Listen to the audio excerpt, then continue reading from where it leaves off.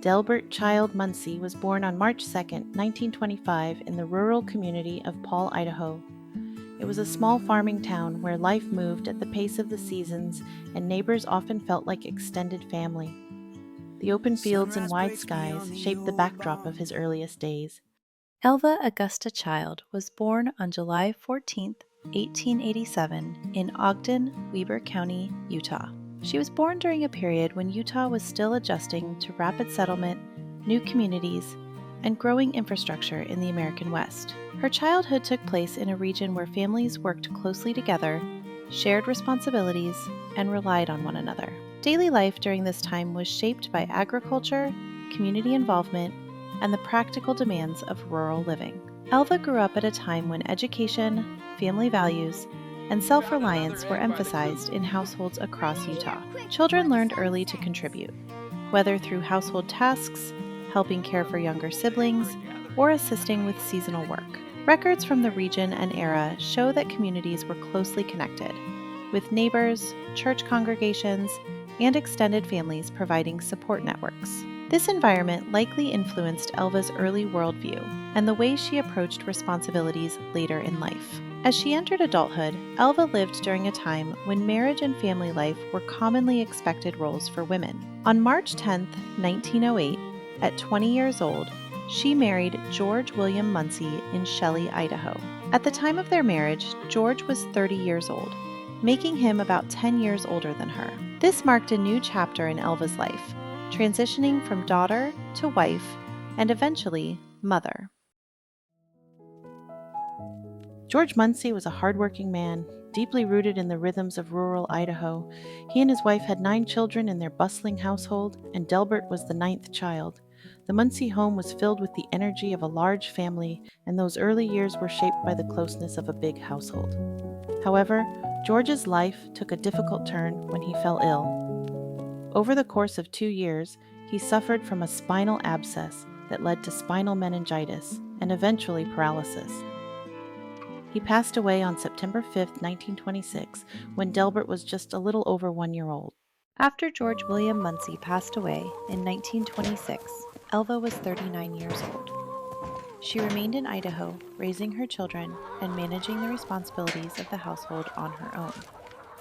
Nearly 3 years later, on February 28, 1929, Elva remarried. Her second husband was Parley W. Birch. Shortly after the marriage, Elva became pregnant. During her 8th month of pregnancy, she developed placenta previa, a serious medical complication. In the 1920s, before modern surgical options and safe blood transfusion procedures, placenta previa was frequently fatal. On October 28, 1929, at approximately 8 months pregnant, Elva Augusta Child Munsee Birch passed away. Her unborn child did not survive. She was 42 years old. Elva left behind her husband Parley and the children from her first marriage, including her youngest son Delbert, who was 4 years old at the time of her death.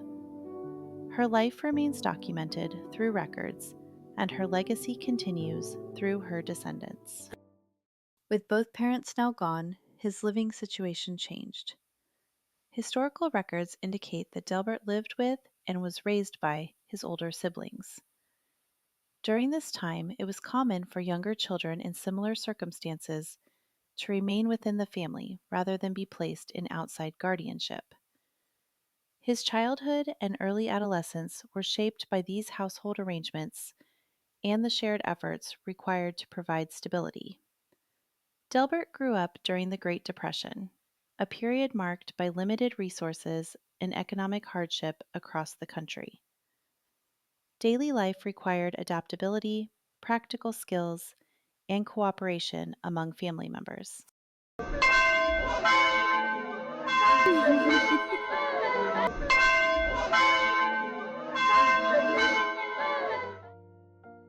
A new chapter began.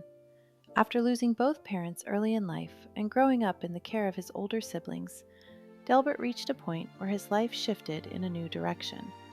This marked his entry into adulthood. On December 29, 1942, in Burley, Idaho, at just 17 years old, Delbert married Nelma Rose Fott, who was 14. The ceremony was performed by Reverend Ferris A. Dodd, with Waldo Fott and Bertha Morrison listed as witnesses. At the time, Idaho law permitted marriages at those ages with consent, and records show that young marriages were not uncommon in some rural communities, where expectations, family structure, and culture differed from other regions of the country. For Delbert, this marriage represented responsibility, stability, and an early step into adult life.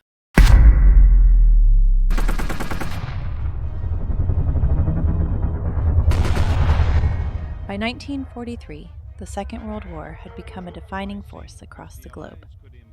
The United States continued mobilizing thousands of young men to serve overseas, and communities across rural America felt the reach of the war effort.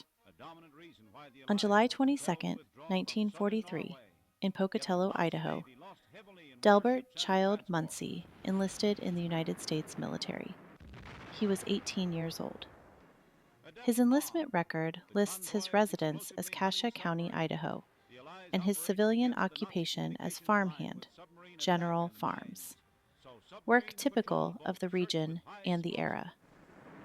His educational level was recorded as grammar school, which reflected the reality that many young men in rural areas entered the workforce early to support family needs. At the time of his enlistment, Delbert held the rank of private and was recorded as married. Like many who entered the service during the war, Delbert joined as part of the selectees, enlisted men, individuals brought into service through the National Mobilization System as the country expanded its military strength overseas.